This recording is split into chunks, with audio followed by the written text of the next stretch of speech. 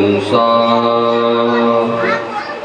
स्वादित चरण कमल चिन्ह मकरंदाय भक्त जन मानस निवासाय श्री रामचंद्राय नमः।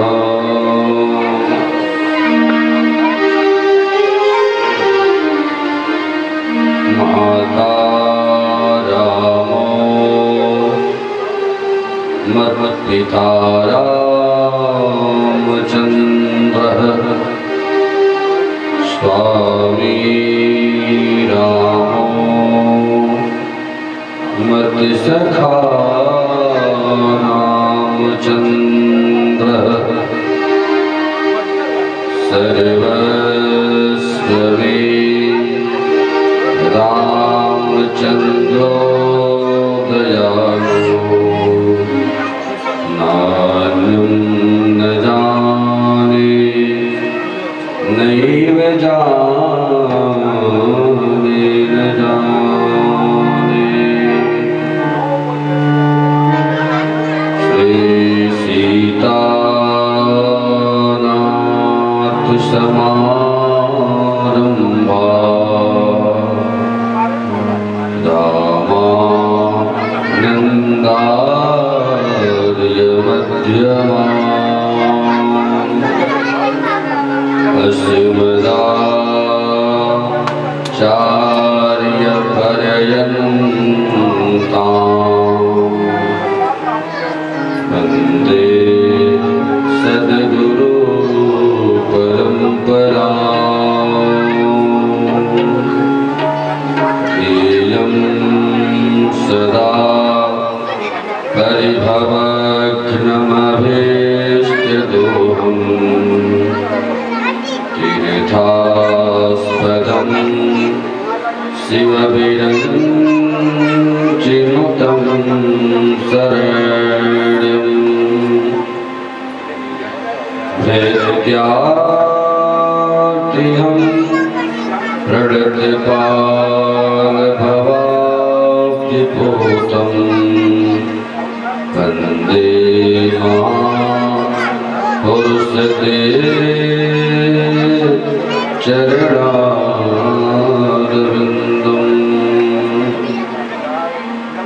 मनोजवं मारुततुल्यवेगं जितेन्द्रियं बुद्धिमतां वरिष्ठं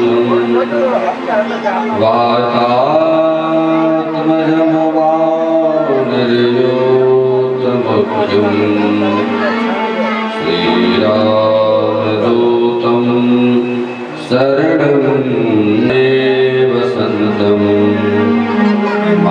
आनन्दकन्दं हृदयपाटवृन्दं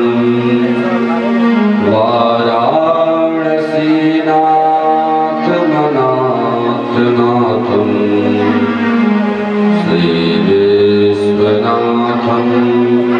शरणं प्रपद्ये। जय जय श्री राधारमण जय जय नवल किशोर जय गोपी चितचोर प्रभु जय जय माखन चोर। भगवत भगवान की श्री भागवत भगवान की श्री सद्गुरुदेव भगवान की श्री हनुमान जी महाराज की श्री उमापति महादेव की श्री व्यास जी महाराज की श्री सुखदेव जी महाराज की संत समाज की श्रोता समाज की जय जय श्री राधे।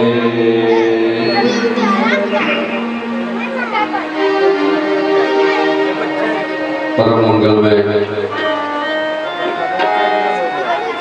भगवत स्वरूप श्री राधा अष्टमी महोत्सव के पावन अवसर पर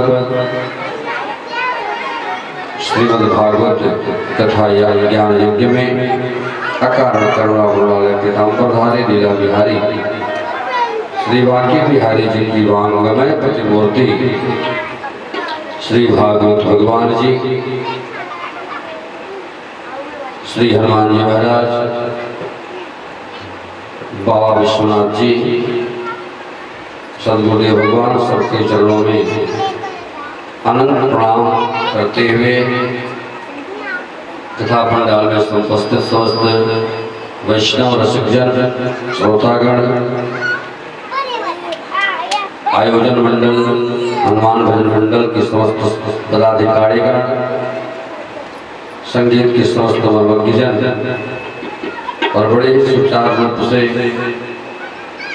ध्वनि प्रसारण यंत्र को संचालित कर रहे ऐसे हमारे कृष्णा साउंड वाले भाई साहब, कथा पंडाल में शोर मचा रहे समस्त हमारे प्यारे बच्चे, श्रद्धामयी देवियां, समय की परिधि में रहते हुए आइए कुछ चर्चा करें, भगवत चर्चा हो, इसलिए कि यह आयोजन चर्चा के लिए ही रखा गया है। आप सब, हम सब मिल बैठ करके कुछ चर्चा करें, इससे पूर्व मन और वाणी पवित्र हो, इसके लिए भगवान के पावन नामों का आश्रय लेते हैं और पुनः भगवत कृपा से जो भी बन सकेंगे आप सब तक निवेदन किया जाएगा। आइए भाव से सबकी तालियां बजनी चाहिए। कथा पंडाल में आज एक और विशेषता दिख रही है। ऐसे ही श्रोताओं के मन में, श्रद्धालुओं के मन में कुछ भाव जगे तो उनका भाव स्वीकार है भागवत भगवान जी में। हमारे मन में किशोर गुप्ता जी बहुत सुंदर सा एक पंखा ला के लगा लिए हैं सभी श्रोताओं की सुविधा के लिए। ऐसे श्रोता मिलते चले, श्रद्धालु जन मिलते चले तो ऐसे बहुत बड़े बड़े यज्ञ किए जा सकते हैं। आइए मन और वाणी को पवित्र करते हैं और कथा में प्रवेश करते हैं।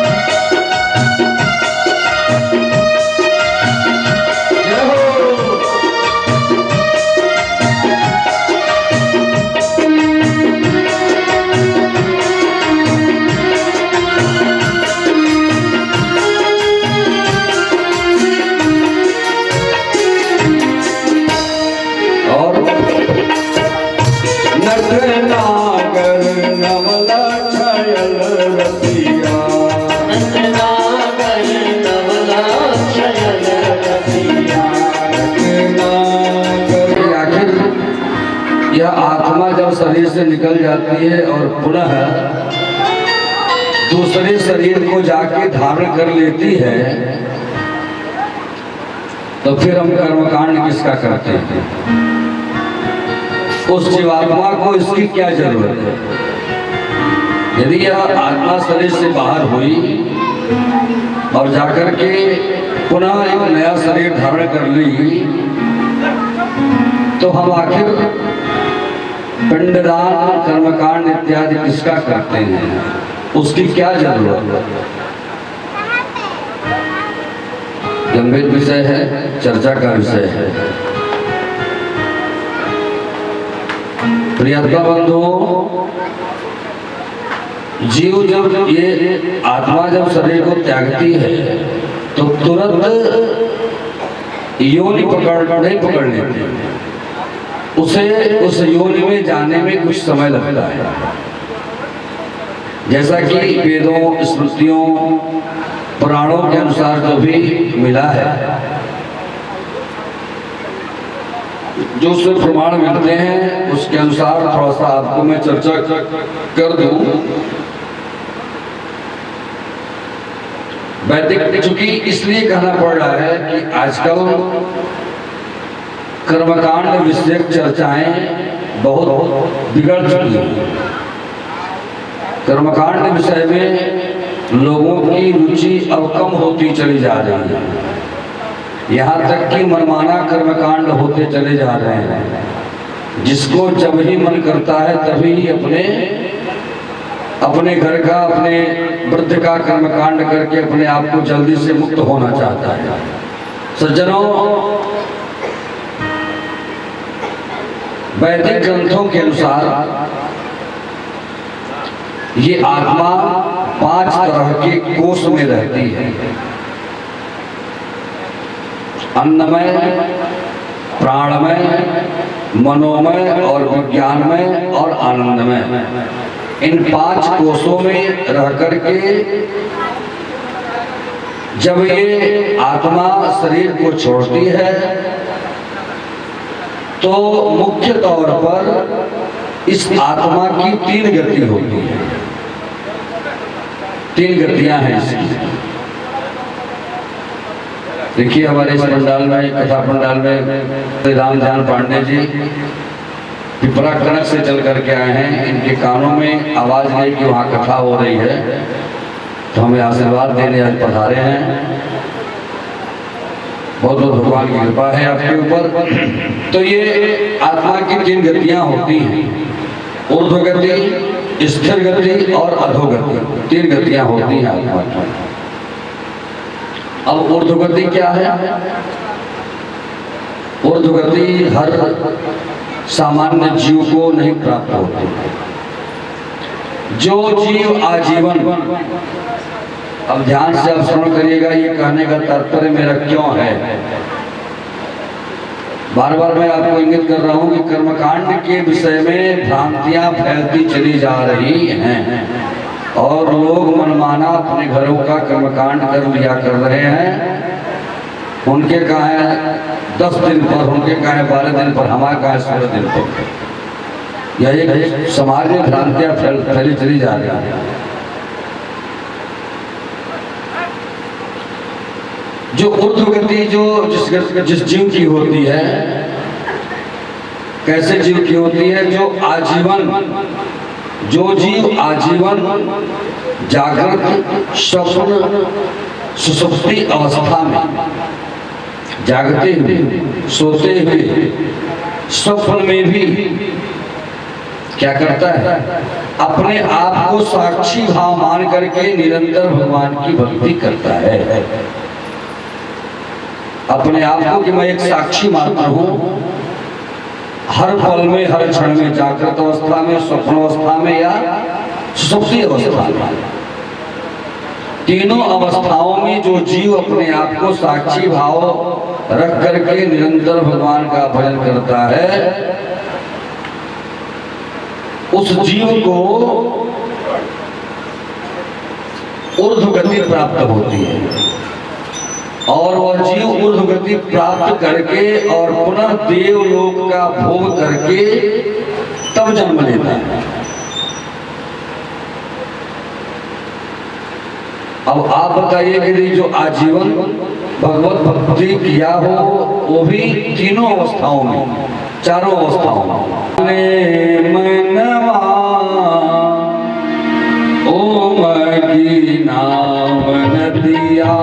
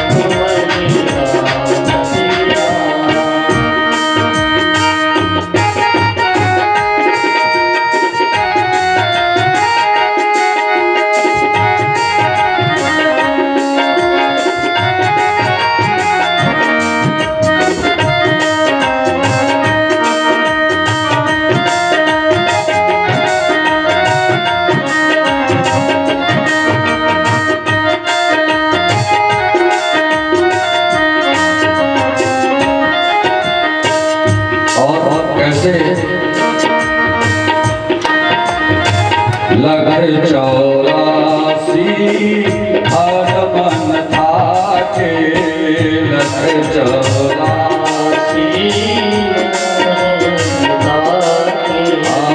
लख चौरासी हर मन थाके, लख चौरासी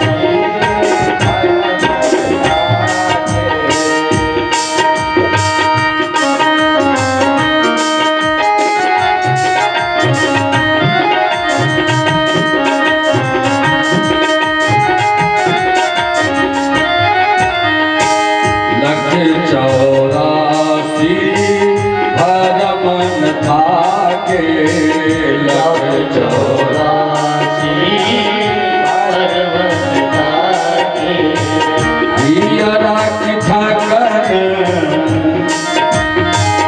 हियरा की ठाकन निकाले मनवा, हियरा की ठाकन निकाले मनवा, हियरा की ठाकन निकाले मनवा, हियरा की ठाकन निकाले मनवा, ओ मदीना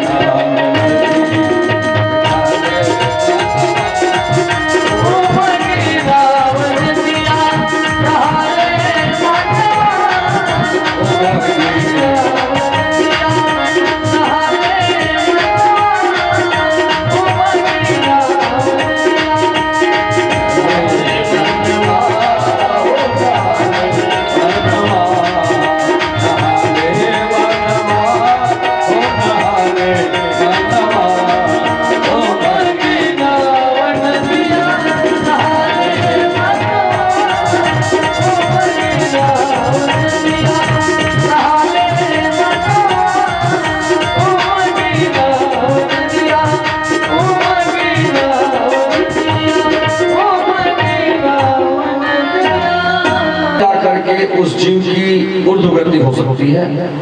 दूसरी गति है स्थिर गति।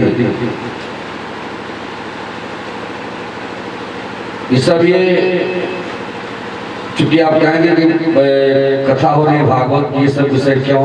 ये सब विषय भी इसी के अंतर्गत है। ये कथा, ये सारे विषय आपको गरुड़ पुराण में मिलेंगे। स्थिर गति का अर्थ है जीव मरने के बाद न तो ऊपर गया और न ही नीचे, उसकी स्थिति त्रिशंकु की तरह बन गई, लटकारा, वो कहीं का नहीं। जैसे हम और आप सब लोग, हम लोग उसी अवस्था में, न तो ऊपर जा पाएंगे और न ही नीचे रह पाएंगे, बीच में हम लोग लटके रहेंगे। उसे जो स्थिर गति के जो लोग हैं, उसे मरने के बाद तुरंत यहाँ जन्म लेना पड़ेगा, उसे तुरंत यहाँ जन्म लेना होता है। और वो भी किसका? वो भी मनुष्य का ही जन्म लेना पड़ता है, क्योंकि अभी कर्मों का भोग बाकी रहता है और वह पुनः उसे भोगने के लिए जन्म लेता है। आकस्मिक निधन, ये हो गया स्थिर गति। दूसरी और अंतिम और तीसरी गति है अधोगति। अधोगति की बड़ी दशा खराब है। जो जीव किसी प्रकार के पाप कर्म को नशा बना करके, किसी भी प्रकार के पाप कर्म को नशा बना करके पूरे जीवन में अपने स्तर पर गिरा दिया है, उसे इस जन्म मर जाने के बाद पुनः जन्म जब लेता है तो इस पृथ्वी पर रेंगने वाली कीड़ा बनता है, निरंतर रेंगता रहता है, निरंतर अपने विषय के लिए, अपने भोग के लिए भूखता रहता है, रेंगता रहता है। कीड़े मकोड़े बन करके इस पृथ्वी पर आना पड़ता है। और ये तीनों गतियां तत्काल ही प्राप्त नहीं हो जाती। यात्रा, इस जीव को भी यात्रा करने में समय लगता है। जैसा कि पुराणों में प्राप्त है। शरीर छोड़ने के बाद जीवात्मा सभी मार्गों में कुछ काल तक भिन्न भिन्न लोक में रहने के बाद मृत्यु लोक में आता है। ये आत्मा 17 दिन की यात्रा करता है, पूरे 17 दिन की यात्रा करता है और उसके बाद 18वें दिन यह यमपुरी में पहुंचता है। वहां ये आत्मा पुष्पोदका नाम के नदी पर पहुंचता है, जिसका जल स्वच्छ है, सुंदर है, कमल है, उसमें कमल खिले रहते हैं। और उसी पुष्पोदका नाम के नदी के तट पर एक सुंदर सा वृक्ष होता है। उसी वृक्ष की छांव में ये आत्मा विश्राम लेती है और वहीं अपने परिजनों द्वारा, अपने पुत्रों द्वारा, अपने परिजनों द्वारा किए गए पिंडदान आदि को ग्रहण करती है, तर्पण आदि को ग्रहण करती है ये आत्मा। अब यही बात आती है कि क्यों आवश्यकता है कर्मकांड की। इसमें आ रहा है कि जो तर्पण पिंडदान इत्यादि करते हैं, पुनः उस जीवात्मा में शक्ति का संचार होता है। वह पिंडदान और तर्पण इस आत्मा को शक्ति का संचार प्रदान करता है और जो भी उसके अंदर शक्ति का संचार होता है, 18वें दिन के बाद अपने परिजनों द्वारा पिंडदान तर्पण इत्यादि ग्रहण करके शक्ति को संचय करके और पुनः जन्म लेने ये अमृत लोक में ही आता है और अपने अपने कर्मों के अनुसार यदि ऊर्ध्व गति में रहा है तो पुनः उसे भगवत भक्त बन करके आना है। यदि अधोगति में रहा है तो कीड़े मकोड़े बन करके आना है और यदि स्थिर गति में रहा है तो पुनः पृथ्वी पर अपने कर्मों का भोग भोगने के लिए उसे जन्म लेना पड़ता है। बोलो भगवान की जय। यदि आत्मा की इस तरह की स्थिति है, इस तरह की यात्रा है, तो फिर कर्मकांड जरूरी है या नहीं, ये आप खुद ही विचार कर सकते हैं। यद्यपि यह बात बनाने के लिए नहीं है, ऐसा भी कहा जा सकता है कि पंडित जी अपने व्यवस्था के लिए सब बातें कर रही है, पुराणों की बातें हैं। और सबसे पहले तो उन लोगों को ये बात, जो लोग ये बातें कहा करते हैं कि सब ये कर्मकांड पूजा पाठ इत्यादि ये सब ब्राह्मणों ने अपने लिए ही बना लिया, तो आप उठा के देखिए 18 पुराणों के रचयिता कौन हैं? वेदव्यास जी। वेदव्यास जी किसके बेटे हैं? मत्स्यगंधा मछुआरे के बेटे हैं। उन्होंने कहीं ऐसा नहीं लिखा। यदि वो भी चाहते तो अपने ही वर्ग के लोगों का विकास लिख देते पुराणों में। वाल्मीकि रामायण को किसने लिखा आप सब जानते होंगे। वाल्मीकि रामायण महर्षि वाल्मीकि लिखते हैं। वंश, उनकी वंशावली देख लीजिए। वन में रहने वाले जो परिवार रहते हैं वनों में, उस परिवार में जन्म लेते हैं वो। इस तरह से महाराज समाज में भ्रांतियां फैली हुई हैं। इन भ्रांतियों से दूर हट करके और एक होकर के भगवान की कथा सुने, कर्मकांड आदि पर टिप्पणियां न करें। जो हमारे धर्म संविधान में जो बना दिए गए हैं उन धर्म संविधान का अनुसरण करें। बोले भोले वत्सल भगवान की जय। आइए कथा में प्रवेश करें। उमगी नाम नदिया भगवान की जय। ज्ञाता बंधु यदि आत्मा कल्याण चाहते हैं तो बड़े भाव से राम नाम नदी में स्नान कर लिया जाए। आइए और अभिमान में अंतर है। मैं ठीक हूं, मैं जितने में हूं ठीक हूं, ये आपका स्वाभिमान है। लेकिन मैं ही ठीक हूं, यही आपका अभिमान है। स्वाभिमान आपको आगे बढ़ाएगा, लेकिन आपको अभिमान आपको गड्ढे में गिराएगा। यही अंतर है। मैं ठीक हूं, संतुष्ट हूं, जितने में हूं ठीक हूं, ये स्वाभिमान है। लेकिन मैं ही ठीक हूं, मैं ही ठीक रहूं, बाकी सब भी ठीक रहे, यही अभिमान है। और यही अहंकार तो नाश का कारण है। रावण जैसा अहंकारी कोई नहीं हुआ। ये को हम द्वितीयो नास्ति कहता था। रावण अपने डायलॉग में एक को हम द्वितीयो नास्ति कहता था, मैं ही एक हूं, दूसरा कोई नहीं है, और पतन की ओर गया।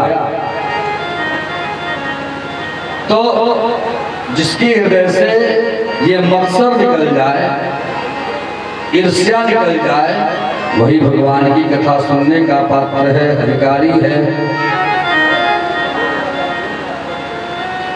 इस कथा में बताया क्या गया है? वेद्यम वास्तव शिवदम तापत्रयो न मूलनम। वेद्यम जानकारी दिलाई गई है।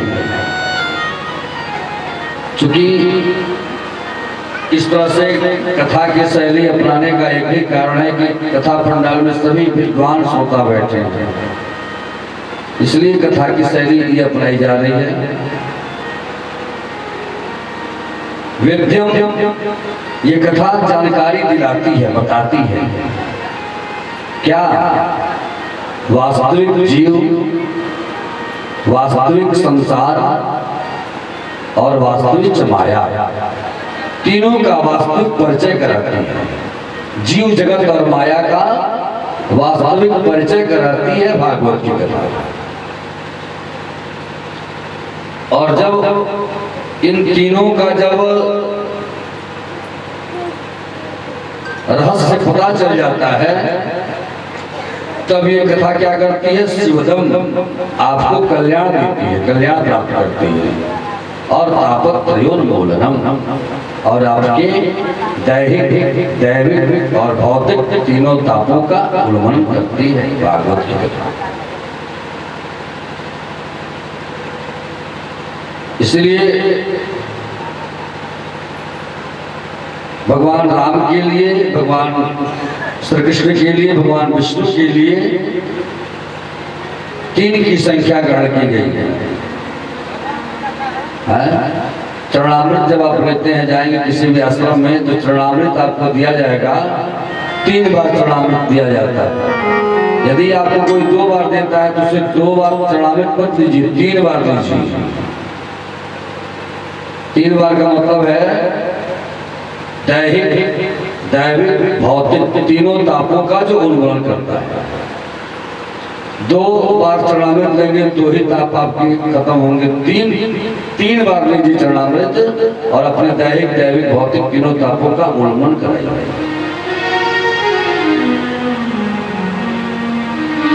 चरणामृत 3 बार ग्रहण करना।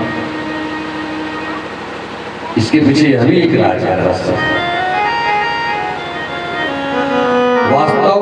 वास्तविक माया, वास्तविक संसार और वास्तविक जगत, जीव जगत और माया, जीव जगत और माया का वास्तविक बोध कराता है ये भागवत की कथा।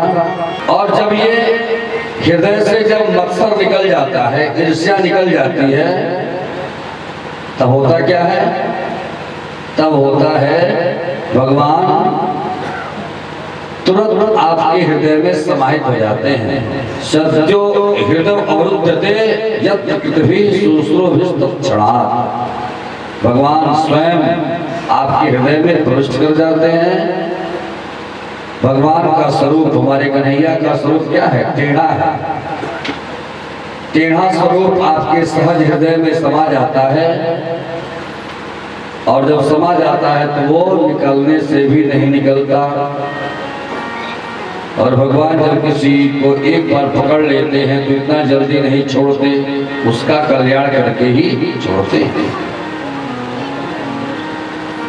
जब ईर्ष्या निकल जाती है मन से, जब साफ हो जाएगा मन तो परमात्मा का वास होगा, परमात्मा का चिंतन होगा। और जब चिंतन होगा तो अब उसके विषय का चिंतन होगा, परमात्मा के विषय का चिंतन होगा, भगवान के विषय का चिंतन होगा। तो वो चिंतन कहाँ मिलेगा? वो चिंतन चाय की दुकान पे नहीं मिलेगा, वो चिंतन किसी अस्पताल में नहीं मिलेगा, वो चिंतन बाजार में नहीं मिलेगा, वो चिंतन, वो चर्चा, वो परिचर्चा सिर्फ और सिर्फ कथा में मिलेगी, सिर्फ और सिर्फ सत्संग में मिलेगा। ऐसे इस प्रकार के आयोजनों में मिलेगा। बोले बोले नमस्कार भगवान की जय। निगम कल्प तरोर्गलितं फलम्, निगम कल्प तरोर्गलितं फलम्, सुखमुखादमृतदव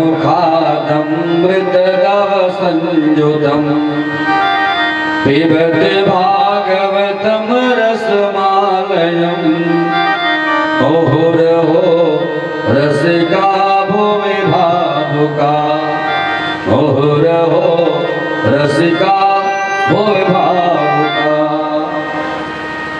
किसी ने पूछा कि आखिर ये जो आप सुनाने जा रहे हैं ये क्या है, इसका परिचय है, ये है क्या? भागवत जी हैं क्या? भागवत भगवान हैं क्या? निगम निगम कल्प तरोर गलितम फलम। निगम कहते हैं वेदों को, आगम निगम, निगम माने वेद। वेदों का नाम निगम क्यों पड़ गया? नितराम बोधयति, निगम निगमो वेद, नितराम गमयति बोधयति। जो आवश्यक जो सूत्र है हमारे जीवन के लिए, जो प्रदान करता है वही तो वेद है। उस वेद भगवान वृक्ष रूपी वेद भगवान के ये भागवत जी पके हुए फल है, बिल्कुल तैयार फल है। और ये ऐसा फल है कि न तो इसमें छिलका है और ना ही गुठली है। ये बस ये क्या है? इसमें सिर्फ और सिर्फ रस ही रस है। किसी ने पूछा कि यदि फल है तो उसमें छिलका भी होगा, बीज भी होंगे, गुठलियां भी होंगी। सरकार, फल और बीज गुठलियां तो संसार के फल में है, वृक्षों के फल में, सांसारिक वृक्षों के फल में है। ये भागवत जी में तो न तो छिलका है न गुठली है, सिर्फ रस ही रस है। किसी जिज्ञासु ने प्रश्न किया कि यदि फल है तो इसे चखा जाता होगा, और आप कह रहे हैं पीबत भागवतम, यहाँ पीने की बात आ रही है। तो महाराज, जिस फल में केवल रस ही रस हो, चखा तो उसे जाता है जिसमें छिलका और गुठली होता है। ये तो रस ही रस है, इसे तो केवल पीना है। ये चखने और खाने की बात नहीं, ये केवल पिया जाता है। तो महाराज, जिस फल में केवल रस ही रस हो, चखा तो उसे जाता है जिसमें छिलका और गुठली होता है। ये तो रस ही रस है, इसे तो केवल पीना है। ये चखने और खाने की बात नहीं, ये केवल पिया जाता है, केवल पिया जाता है। किसी ने कहा कि यदि फल है तो वृक्ष से टपका होगा, गिरा होगा तो फूट भी गया होगा। क्योंकि हम अक्सर देखा करते हैं कि वृक्ष से जब फल गिरते हैं जमीन पर, पके हुए फल जब गिरते हैं तो फूट जाते हैं, उसमें विकृति आ जाती है। तो इसमें भी आ गया होगा। महाराज, ये वो फल नहीं है जो सीधे पेड़ से टपका और जमीन पर गिर गया और फूट गया। ये वो फल नहीं है। ये कैसा फल है? ये तो वो फल है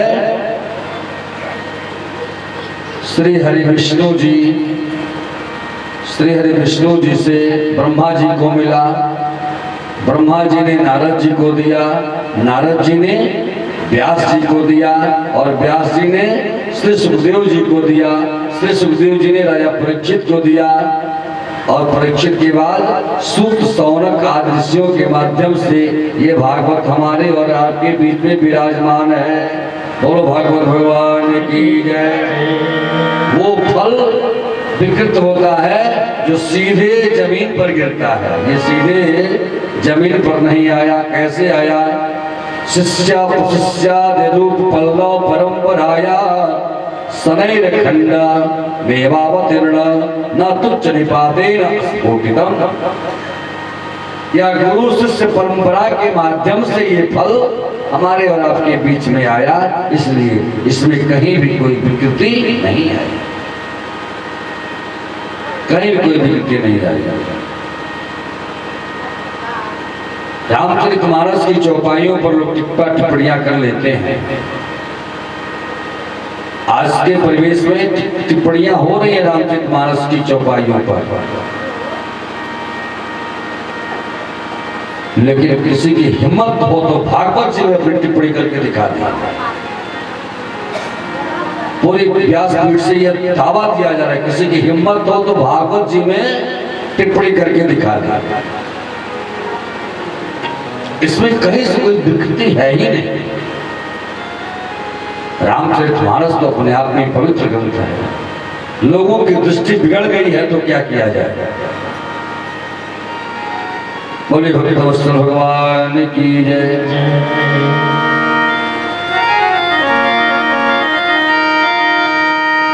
किसी को जमाने की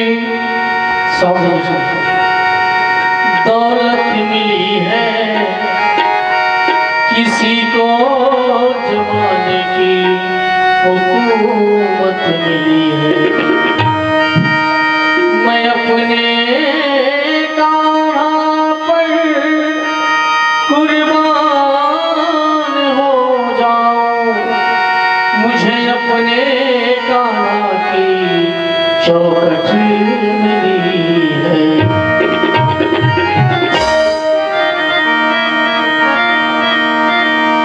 तेरा दर मिल गया मुझको, तेरा दर मिल गया मुझको, सहारा हो तो ऐसा हो। तेरा दर मिल गया मुझको, सहारा हो आओ, गुजारा हो तो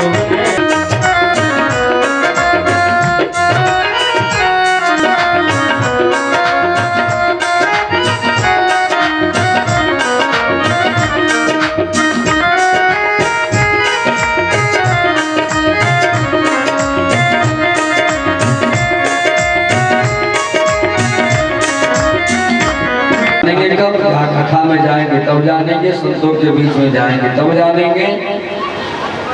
इसलिए कथा को सुने, दूसरों को सुनाएं और एकांत में बैठ करके चिंतन करें। ऐसा नहीं कि आप कथा सुन के चले गए तो आपका दायित्व खत्म हो गया। जाए तो एकांत में चिंतन करें, क्या क्या बताया गया, क्या क्या सुनाया गया, क्या क्या जिम्मेदारियां दी गई।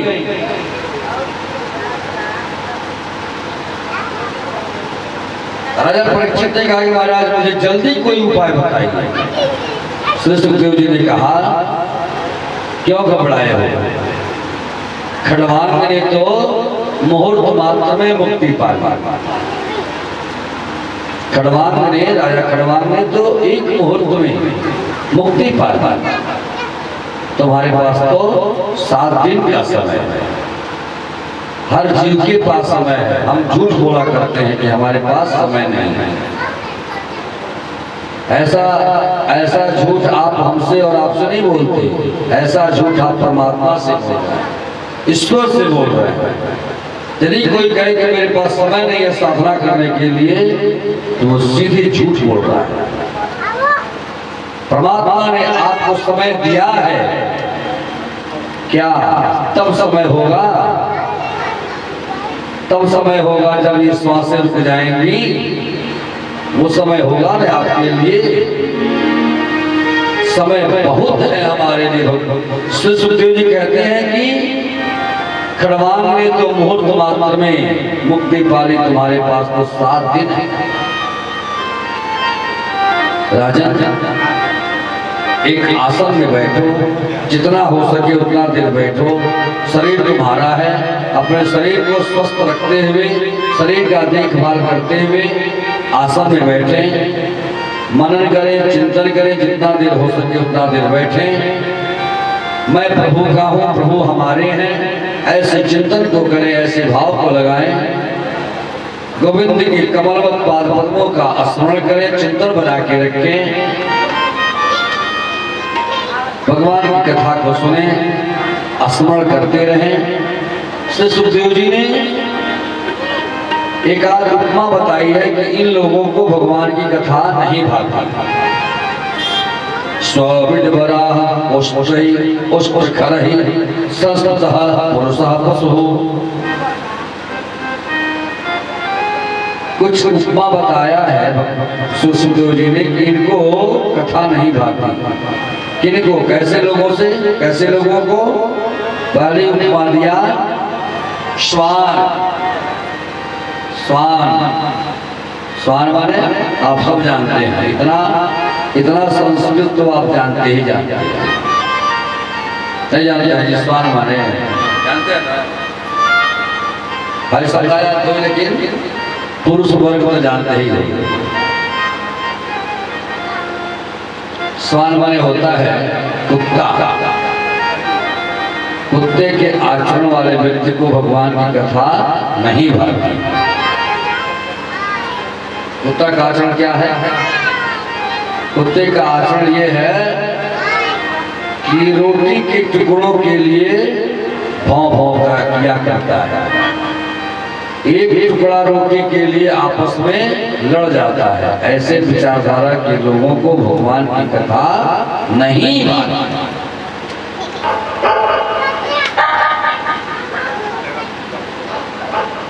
कुत्ता आपस में भौं भौं करता है टुकड़ों के लिए, रोटी के टुकड़ों के लिए। ऐसे विचार वालों को कथा नहीं भाती। दूसरा दिया बिडबरा। बिडबरा करते हैं शुकर। बिडबरा करते हैं शुकर को। शुकर अमेरिकी बोल रहे हैं तो आप समझ रहे हैं शुकर किसे कहा जा रहा है। शुकर के आचरण वाले को भगवान की कथा नहीं भाती। शुकर का क्या आचरण है? शुकर का यही आचरण है कि वह जहाँ कहीं भी जाता है गंदा ही ढूंढता है। शुगर का भोजन क्या है? वही भोजन है, गंदा ही उसका भोजन है। जहाँ कहीं भी जाएगा गंदा ही ढूंढेगा। अच्छे चीजों में भी, दूध की नदी में भी वो गंदा ही ढूंढेगा। ऐसे विचार वाले लोगों को भगवान की कथा नहीं भाती। हमेशा टिप्पणी ही दिखाई देगी उनको, कथा में भी दोष ही दिखाई देगा, पाप ही दिखाई देगा। ऐसे लोगों को भगवान की कथा नहीं भाती। और तीसरा दिया उष्ट्र। उष्ट्र माने ऊंट। ऊंट को भी भगवान की कथा नहीं भाती। सुखदेव जी के शब्दों में ऊंट कौन है? भगवान की कृपा से यदि कोई अच्छा पद मिल गया, अच्छा कोई वैभव मिल गया, अच्छा कोई पद प्रतिष्ठा मिल गया, तो अब वो अपने आप को सर्वश्रेष्ठ समझ बैठता है। अब वो अपने आप को सर्वश्रेष्ठ समझ बैठता है और वो किसी को समझता नहीं, सुनता नहीं। उसे भगवान की कथा नहीं भाती। सत्यनारायण व्रत की कथा में एक प्रसंग आता है कि गोपालक लोग एक जगह कथा कर रहे थे और राजा उसी रास्ते जा रहा था। न गतो न नामसः, न तो वह राजा वहां गया और न ही वहां जाकर के नमन किया, प्रणाम किया और ना ही प्रसाद किया। तो हुआ क्या? तस्य सतपुत्रा नश्यन्ति, उसके 100 पुत्र मर गए, नष्ट हो गए। पुनः भगवान की कथा, श्री सत्यनारायण भगवान की कथा को सुना और पुनः अपने पुत्रों को प्राप्त किया। हम कलिकाल के लोगों को थोड़ा सा पद प्रतिष्ठा मिल जाता है तो हम अपने आप को सर्वश्रेष्ठ मान बैठते हैं। ऐसे विचार वालों को भगवान की कथा नहीं भाती। चौथा उपमा दिया खर। खर माने होता है नंदकिशोर भाई, खर माने गधा होता है। गधा, गधा का क्या स्वभाव है? पूरा जीवन भर केवल भार ही ढोता है, भार। हम सब भी उसी जीवन में जी रहे हैं। पहले तो स्वयं भार बन के अपने पिता के कंधों पर रहे, अब जब अपनी गृहस्थी हुई तो स्वयं भार ढोना शुरू कर दिए। भार ढोए अपने पुत्रों का, अपने वंशजों का भार ढोए। अब वृद्धावस्था हो गई, उसके बाद अब क्या कर रहे हैं? अब वृद्धावस्था हो गई तो अपने पुत्रों के पुत्रों का भार ढो रहे हैं। अरे जब तक आपकी जिम्मेदारी थी तब तक तो ठीक था, लेकिन अब जिम्मेदारी पौत्रों की, नातियों की, नातिनों की, उसकी जिम्मेदारी को छोड़ो भैया। अरे वो जिसकी जिम्मेदारी है वो करेगा। बहुत बड़े बड़े घरानों में हम लोग मिला करते हैं।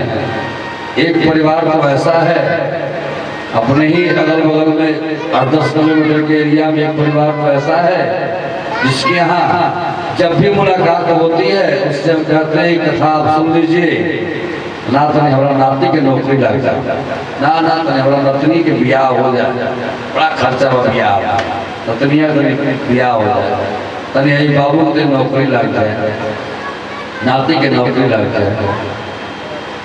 भगवान कृपा करें आपका सारा मिशन, सारा कार्य संपन्न हो, लेकिन भगवान की कृपा हो कि आपके यहाँ कथा भी हो जाए, ये भी सुन लीजिए। तो हम सभी स्वयं में अपने आप को इन चरित्रों को अपना लेते हैं और भगवान की कथा से वंचित रह जाते हैं। बोलो बोलो भगवान की जय। इन लोगों को भगवान की कथा नहीं भाती। सज्जनों, इस द्वितीय स्कंद में कथा को कैसे सुनना चाहिए, कथा सुनने की क्या विधि है, इसके बारे में बताया गया है। कथा सीधे प्रवेश करती है तृतीय स्कंद में। तृतीय स्कंद में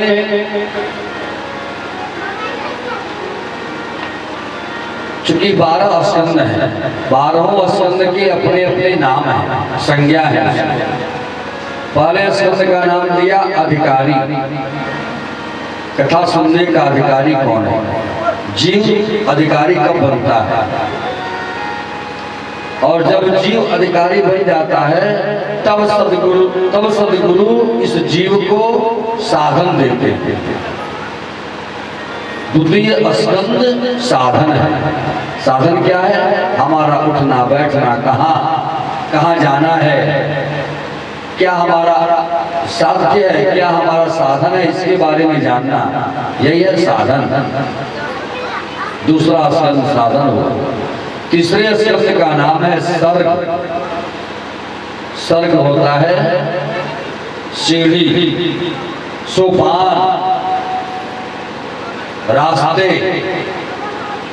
जब सदगुरु अपने जीव को अधिकारी बनाता है कथा सुनने का, अधिकारी बनाने के बाद जब साधन देता है तब उसे रास्ता बताता है, इस रास्ते चलो। अरे गाड़ी दे दिया, चाबी दे दिया, तो गाड़ी और चाबी दे दिया, इससे काम चलेगा नहीं। रास्ता बताना पड़ेगा ना, किस रास्ते पे गाड़ी को ले जाना है। तृतीय स्कंद सर्ग है, इसका नाम है सर्ग। इसके दो विषय हैं, तृतीय स्कंद के दो विषय हैं। पहला विषय है पूर्व मीमांसा और दूसरा विषय है उत्तर मीमांसा। पूर्व मीमांसा में भगवान वाराह का अवतार होता है और उत्तर मीमांसा में कपिल उपाख्यान आता है। बोले बोले भगवान की। ये हो गया इसका परिचय। अब कैसे पूर्व मीमांसा है और कैसे उत्तर मीमांसा है, इसके बारे में जाने।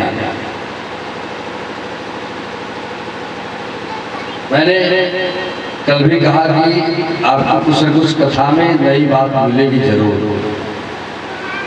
कथा तो रोज नहीं, जितना उसमें ढूंढो, जितना पाओ, जितना डूबोगे उतना ही पाओगे। परमहंसों की संहिता है, भागवत समझना सबके विषय बस की बात नहीं है। हाँ, उसको गा लेना, आपको समझा देना, बता देना, वो एक अलग विषय है। लेकिन भागवत की गूढ़ बातों को समझना बहुत बड़ी बड़ी बात है।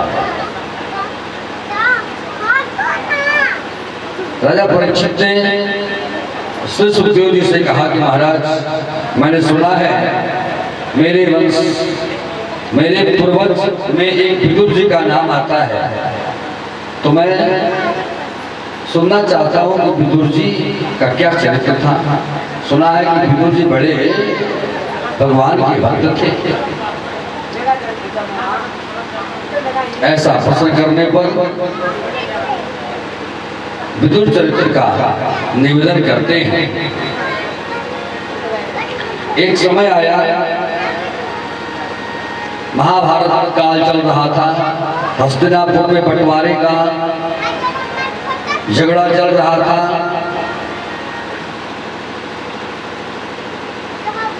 विदुर जी कौरव पक्ष में धर्ममूर्ति हैं और पांडव पक्ष में युधिष्ठिर जी धर्ममूर्ति हैं।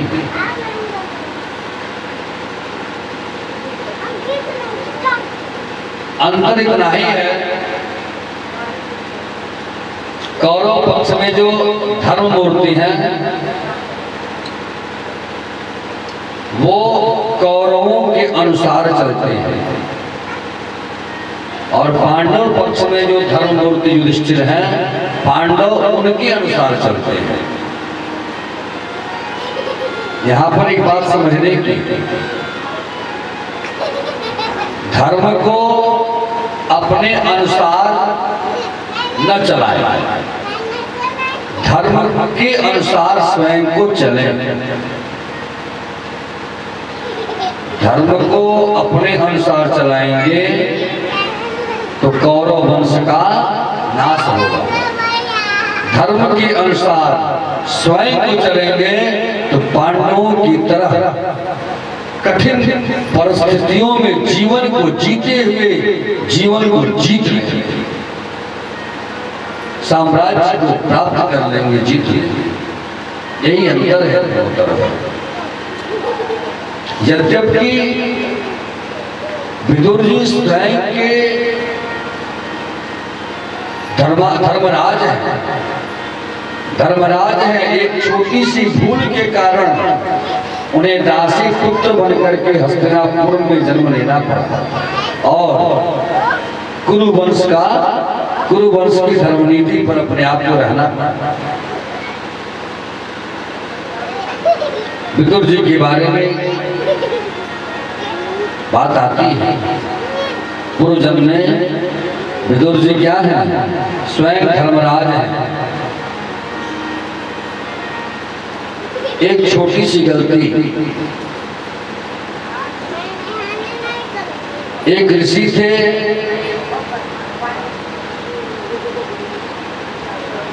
अंगिरा ऋषि, जिन्होंने अपने जीवन में कभी कोई गलती नहीं की थी, कभी कोई गलती नहीं की थी। अपने तपस्या में लगे रहते थे। एक रोज राजा के यहाँ चोरी हो जाती है। सिपाहियों ने पीछा किया है और चोर उस धन को ले जाकर के अंगिरा मुनि के आश्रम में ही छिपा देते हैं। सिपाही पीछा करते आते हैं तो अंगिरा मुनि के ही आश्रम में धन बरामद हो जाता है। सो सिपाहियों ने अंगिरा ऋषि को ही चोर समझा और पकड़ लिए, ले जाकर के राजा को सौंप दिए। राजा ने भी न सोचा न समझा और ऋषि को फांसी पर चढ़ाने की निर्णय सुना दी, सजा सुना दी। फांसी का फंदा भी लटका दिया गया। अंगिरा ऋषि को चढ़ाया भी जा रहा है फांसी पर। फांसी के फंदे में लटका भी दिया जाता है। राजा को बड़ा आश्चर्य हुआ कि महाराज ये फांसी के फंदे में जा रहा है यह व्यक्ति, लेकिन तनिक भी इसके चेहरे पर शिकन नहीं है। राजा ने ऋषि से अंतिम इच्छा पूछी। ऋषि ने कहा कि मेरी कोई अंतिम इच्छा नहीं है, तुझे जो करना है वो कर ले। अरे महाराज फांसी पे चढ़ रहे हो? अंगिरा ने कहा कि फांसी पे चढ़ रहा हूं तो क्या होगा, तुम अपना काम करो। अंगिरा ऋषि की इस तरह की बात को सुनकर के राजा को ज्ञान हुआ।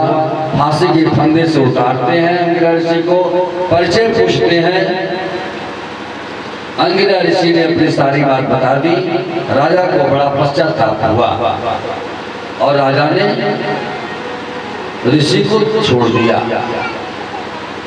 अब अंगिरा ऋषि ने राजा से कहा कि तूने तो आज मुझे छोड़ दिया, लेकिन मैं उस धर्मराज को नहीं छोड़ूंगा। मैं उस धर्मराज को नहीं छोड़ूंगा। मरने के बाद मैं चलूंगा, तुमसे पूछूंगा कि मेरे जीवन में क्या गलती थी, क्या पाप था जो तूने मुझे फांसी के फंदे तक पहुंचा दिया। मरने के बाद जब अंगिरा मुनि गए हैं वहां जाकर के चैलेंज किया कि पहले तुम बताओ मेरे जीवन में कौन सा पाप, कौन सी गलती है। कांप गए धर्मराज, कांप गए।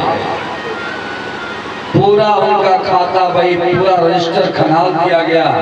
अंगिरा मुनि के जीवन काल में तनिक भी कोई गलती नहीं थी।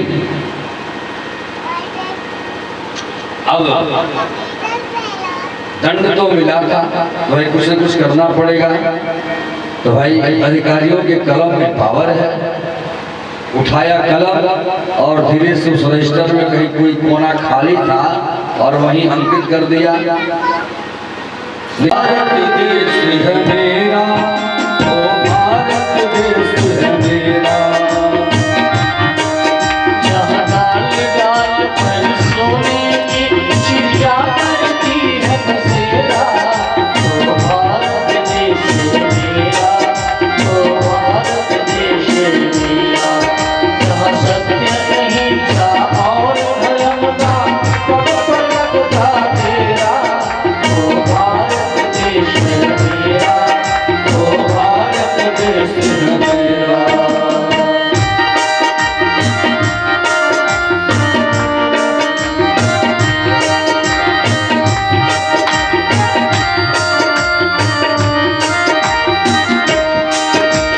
यहाँ धरती जहाँ ऋषि मुनि जपते हरि नाम की माला।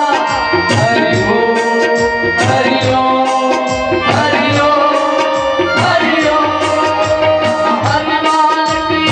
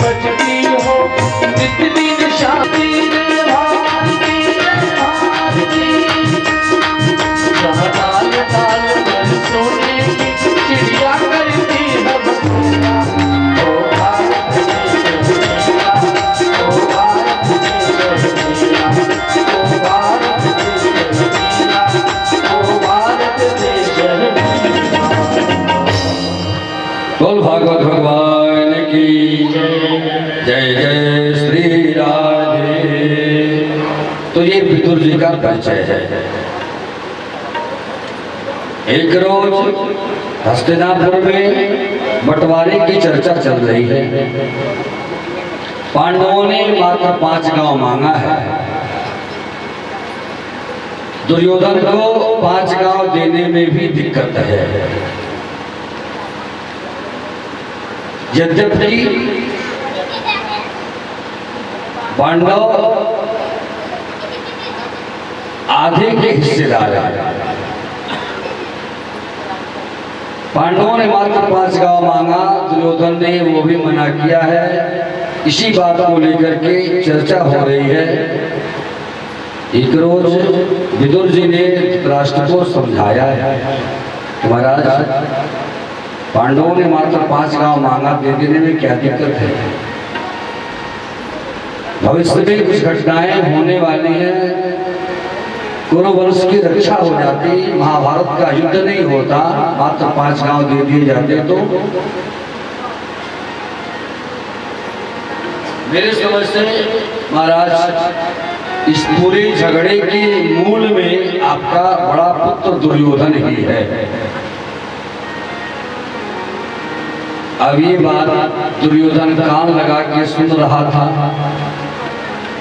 जैसे ही ये बात सुना, सामने आया, ओ काका जी, मेरे ही टुकड़ों पर पलने वाले मेरे काका मेरे पिता को मेरे ही विरुद्ध भड़का रहे हो।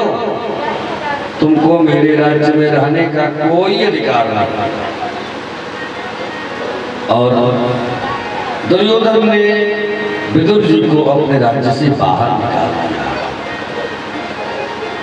राज्य से बाहर निकाल दिया। विदुर जी ने भी एक और ईमानदारी दिखाई। अपना धनुष बाण भी हस्तिनापुर के मुख्य द्वार पर रख दिया। ले दुर्योधन, तुझे ये मन में ऐसा संशय होगा कि तू भगा रहा है, मैं पांडवों के पक्ष में जाकर मिल जाऊंगा। ऐसा नहीं, ले ये धनुष बाण ले लो, तुम्हारे ही घर में रख के जा रहा हूं।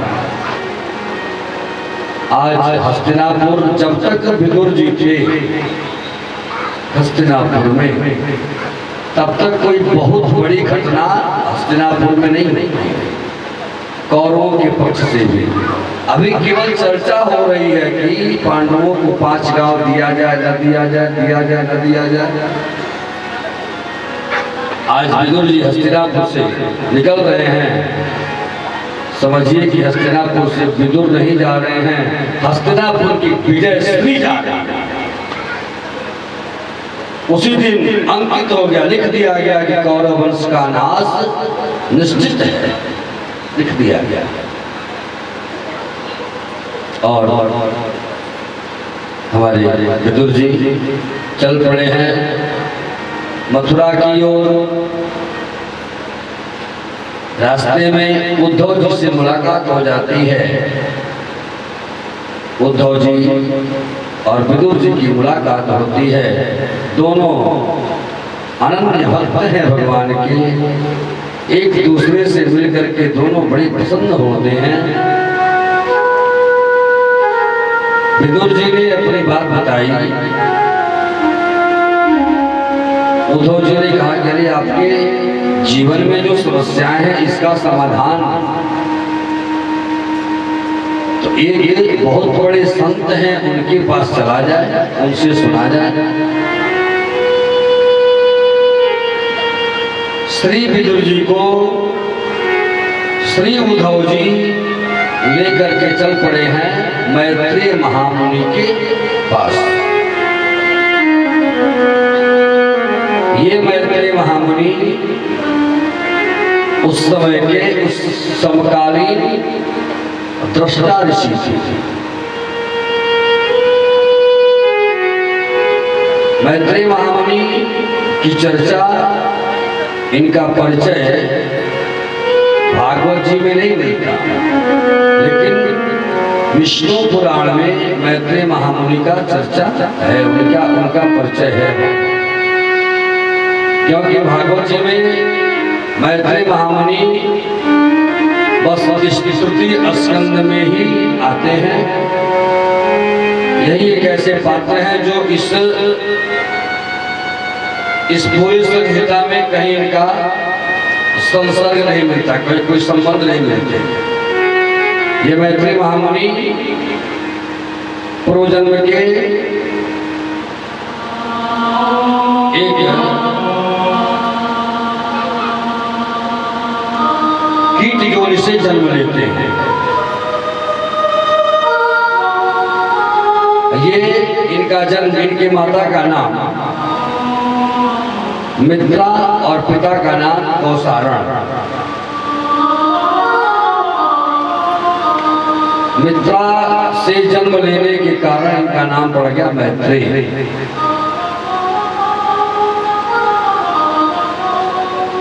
एक बार की बात है, इनके जन्म के बारे में एक कथा प्रसिद्ध है, मिलती है। चूंकि ये बातें बता देनी आवश्यक इसलिए है कि कई लोग प्रश्न कर देते हैं कि मैत्रेय जी का चरित्र क्या है, इसके बारे में चर्चा करें। तो जब से मुझे मिल गया विष्णु पुराण से, तब से मैं अपने मंचों से ये बातें निवेदन कर दिया करता हूँ।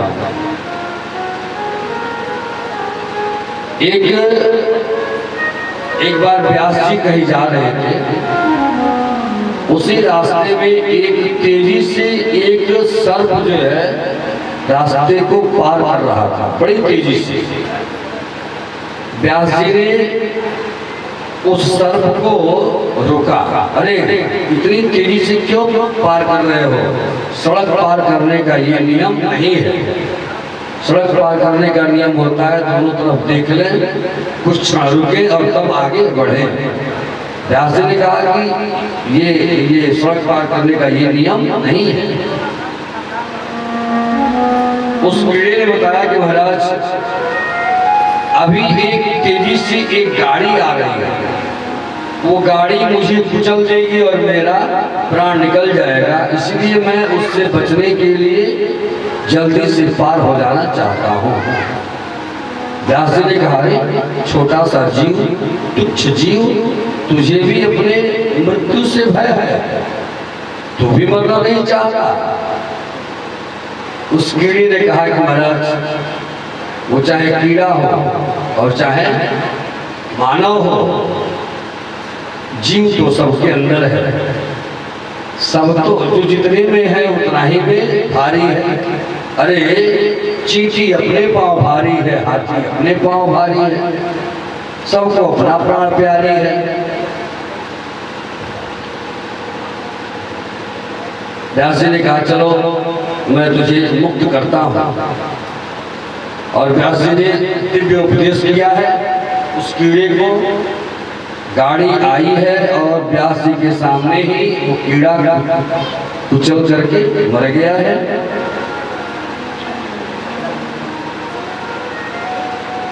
वही कीड़ा आगे चल करके विभिन्न योनियों में जन्म लेते हुए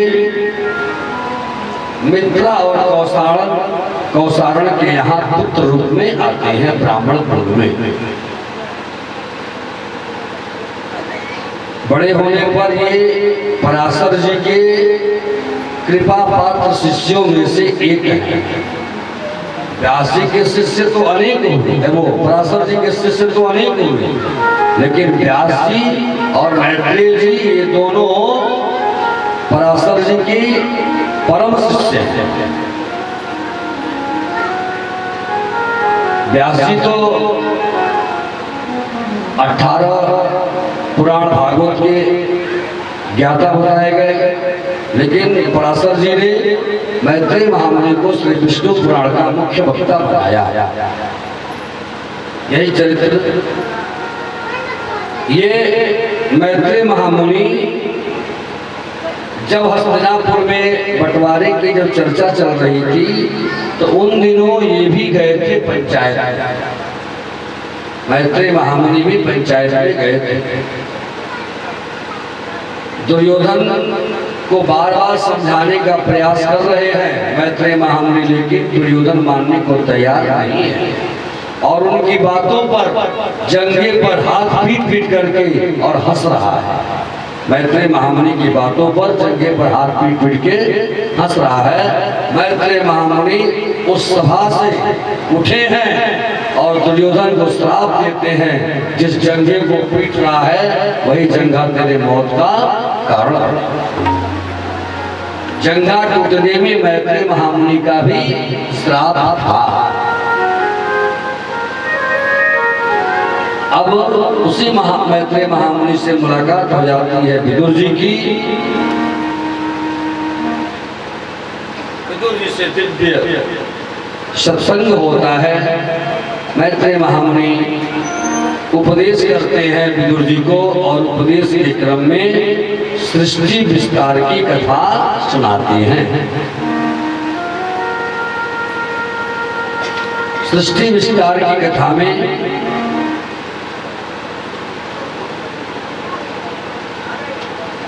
सबसे पहले श्री हरि विष्णु को सृष्टि विस्तार करने की जब इच्छा होती है तो अपने नाभि कमल से ब्रह्मा जी को प्रकट करते हैं और ब्रह्मा जी को आदेश देते हैं कि अब सृष्टि का विस्तार करो, सृष्टि संरचना का काम करो। ब्रह्मा जी ने सर्वप्रथम सनक, सनंदन, सनातन, सनत कुमार, ये 4 ऋषि कुमारों को प्रकट किया। इन ऋषि कुमारों को कहा है जाओ सृष्टि की संरचना करो, सृष्टि का विस्तार करो। इन 4 कुमारों ने हाथ जोड़ लिया कि महाराज मुझे संसार की सृष्टि से कोई मतलब नहीं, हम तो भगवान के भक्त हैं। और ये 4 ऋषि कुमार निरंतर भगवान के भजन में लग गए। ब्रह्मा जी को क्रोध हुआ है, क्रोध के अंश से रुद्र का अवतार हुआ और चूंकि क्रोध के अंश से रुद्र का अवतार होता है, अब रुद्र अर्थात भगवान शिव क्रोध से संबंधित जितनी सृष्टियां हैं उसका विस्तार करने लगे। भूत प्रेत हाकनी डाकनी पिशाचनी मालेगढ़ वेताल आदि। ब्रह्मा जी ने रोका, रोको रोको रोको, इन सृष्टियों का कोई मतलब नहीं।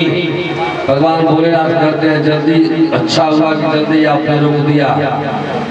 ब्रह्मा जी के मना करने पर भगवान भोलेनाथ ने सृष्टि का क्रम रोका और स्वयं समाधि में लग गए। अब की बार ब्रह्मा जी ने मरीचि, अत्रि, अंगिरा, पुलस्त्य, पुलहातो, भृगु, वशिष्ठ, दक्ष और देवर्षि नारद जैसे ऋषियों को प्रकट किया है। अपनी वाणी से ब्रह्मा जी ने परम सुंदरी सरस्वती को प्रकट किया है और अपनी छाया से महामुनि कर्दम जी को प्रकट किया और ब्रह्मा जी ने अपने वामांग से एक कन्या और दक्षिणांग से एक पुरुष को जन्म दिया। कन्या का नाम पड़ा शत्रुपा और पुरुष का नाम पड़ा मनु। मनु और शत्रुपा से हम मानवीय सृष्टि का विस्तार हुआ। मनु और शत्रुपा से ही हम सभी मानव आज मानव के अस्तित्व में हैं। बोले भगवान की जय। मानव सृष्टि का प्रारंभ होता है। मनु महाराज की 5 संतानें होती हैं, 2 पुत्र होते हैं, 3 बेटियां होती हैं।